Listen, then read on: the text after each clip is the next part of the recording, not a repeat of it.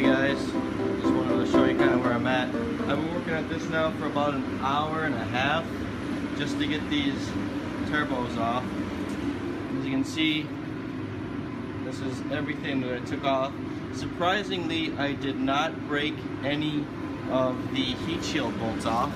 Now, if you can hear kind of over my heater right now, this is kind of, you know, you hear the puffing.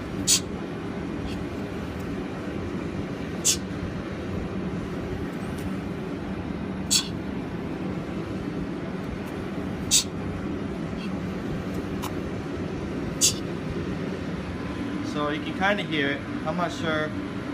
The rear rotor sounds a little bit lighter than the front two. I don't know if it's just because I don't know what I'm doing wrong, but it's supposed to have 110 to 115 psi on each side of, or each face of the rotor. So I have no clue if it does.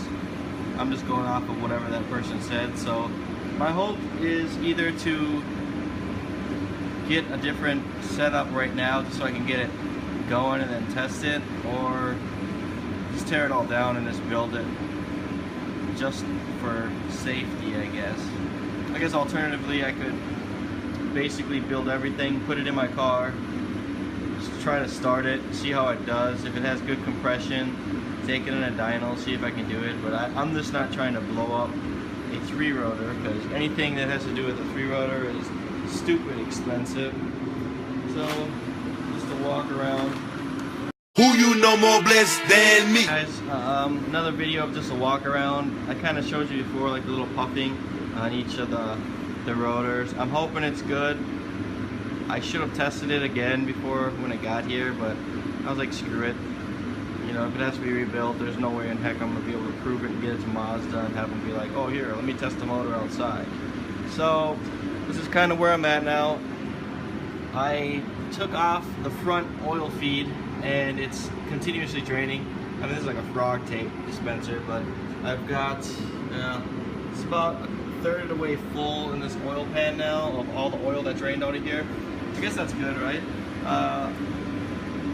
Like you said, or like I said in the other video, I have the compression at each of them. Now, this is kind of so people can get an idea of how the 3-rotor is set up. You've got, you know, the rear iron, obviously, as any rotary motor has. You've got another housing right here, or a housing. You've got another iron, a housing, and this is where it gets different. Right here, if you see this, this is a thick iron. Now this is what people, a lot of people are like, oh my god, it's so expensive. It's like $1,500 just for this thing, for a used one, in crappy condition. That's how much I've seen it go for. You've also got the, you know, I guess it would be the front housing, and then another front iron, and then the front cover. So, or the, yeah, so front cover right here. You get the oil pan that runs the distance and the tension bolts. So that's pretty much it. I'll kind of make another walk around video of what I've all taken off. What I'm going to do is I'm going to be taking off this lower intake manifold and obviously the upper intake manifold. I'm debating if I should polish this yet, or if I should just get it, you know, media blasted and then powder coat it a different color, so it's, you know, it's a specific one for the heat when powder coating that one. But this right here, I'm gonna get the lower intake manifold, a short lower intake manifold from Excessive. They're pretty cool. I was talking with Rich over at Excessive, and just for the lower part itself is around $800. I guess these things go for anywhere from $400 to $550 just for this lower intake manifold if you sell it itself. So I guess, I mean, depending on what people want to do with it, if they want to take the cheaper route, so to speak, they'd get that. But I don't know. I just want to get something that doesn't have all the hideous crap on it. I want something that looks clean, and I'm deleting all the emissions crap or whatever off of here, so there's really no need to do it.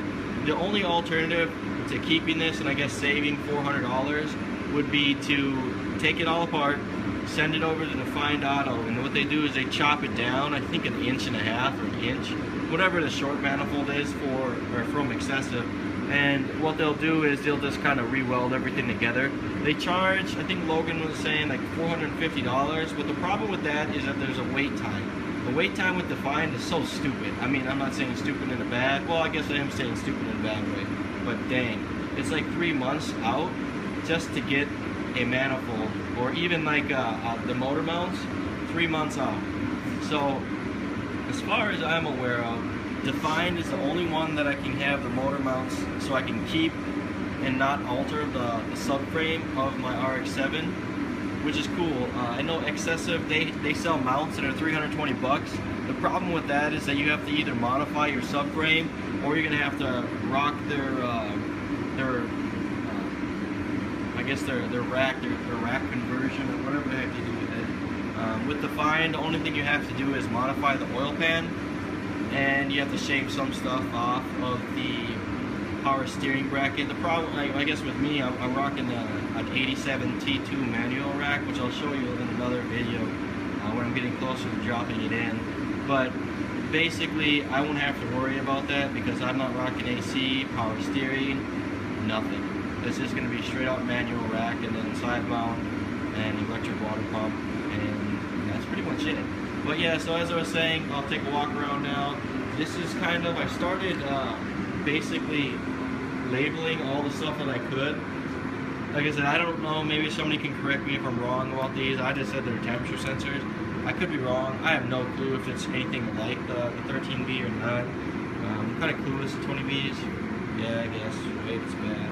But I got some of the stuff on the starter harness. Well, some of the stuff, I guess only two of the alternator stuff. And then walking around here, you'll see like the O2 sensor, and I've got the air pump also labeled. Now these are just the gas lines, so I'll have return and delivery and all that vacuum shit. I guess the map sensor I could always do already, but what I'll do is walk around here, and these things are crazy. Like, look at this. This is one of the hoses, if you can look at it, and it's like, look at this. If you can't, I mean, take my word, but this thing is not even hard. It's still rubberized instead of, as most people know with rotaries, what they'll do is they'll get so hard it turns into like plastic. So even these lines right here, these things are like rubber, like the vacuum lines, which is crazy. So that's always a good sign, I guess, in my opinion. But so I was walking around here. I'm going to change this out. I have a Grady elbow, and I guess the throttle body on the 20Bs are similar, or closely similar to the FD one. So I'll take it off and figure it out. I'm probably going to go with a different throttle body, like just a single one, so it doesn't have those butterfly crap. And then walking around here, once again, it's kind of hard to see because of my lighting, but right here is where my alternator relocation kit's gonna go. I have a sheet of aluminum over there that I'm gonna cut out and have everything done. My dad will fabricate everything for the bracket for the alternator to hold on there, and then I gotta figure out how I'm gonna run the belt. But yeah, walking around here again. All these belts, or all these pulleys, will be off on mine. The only one that I'm going to have is, let's walk around to the other side. The only belt that I'm going to have is this one right here, which is kind of the main one. But like I said, I probably won't be running this water pump. I'll be running an electric water pump, so this whole thing is going to come off. And then I have to figure out how or what belt I'm going to use to run the alternator and then the crank. So I'm not sure what I'm gonna do with that yet. I'm kind of, it's still up in the air. I'm gonna go on the forums and check everything to see what's going on with that. But other than that, that's basically it. I've got, like I said, some stuff labeled. I've got the air pumps labeled and such. I'm just starting, so it's gonna be a long process. But I'm hoping that I can get the Power Cruise this year, 2015. We'll see. I mean, it's a substantial amount of money yet I gotta throw in this thing to get it running and to get everything working. I'm not sure if I mentioned in my other videos, but I did order, or I did already pick up an Adaptronic 1280 ECU. I'm running 6 ID 1000 injectors as well as full function engineered rails. So I'm gonna have to redo my fuel lines. I'll probably be posting a lot more things up for sale, but we'll see how it goes. But until then, stay tuned and make comments if you feel like it. You remind me of dope, coke. You'll make a nigga go broke.